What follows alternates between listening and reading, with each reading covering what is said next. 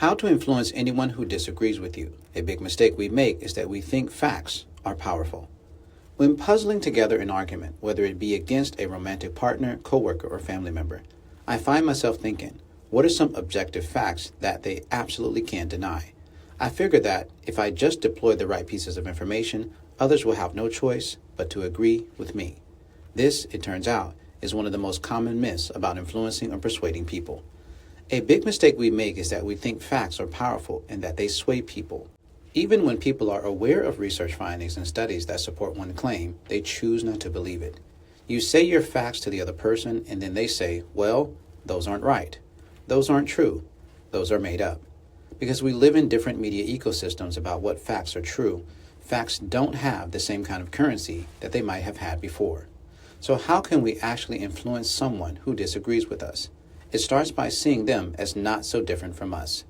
We are all just trying to protect ourselves and our family and our kids and our society, but we're just fixated on different harms. Establishing a connection with someone goes a long way. To bridge divides over the course of a conversation, you need to actually try to understand the other person's fears. So often we go into these conversations and it's not a conversation. It's a chance to score points or try to make the other person look stupid. A real conversation is something where you ask questions. Gray recommends taking 3 steps to have better conversations with a person you disagree with. Number 1, try to understand their motivation.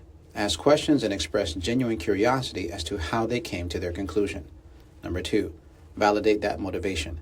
Even if you don't agree with their point, you can affirm that you understand how they got there.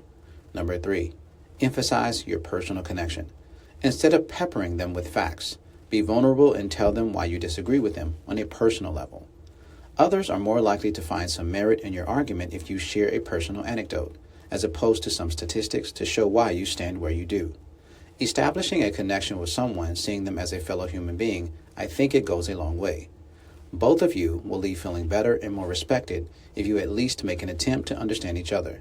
My number 1 tip is, if you go into these conversations trying to win, you've already lost, because no one ever admits defeat when it comes to morality. Instead, you can try to understand.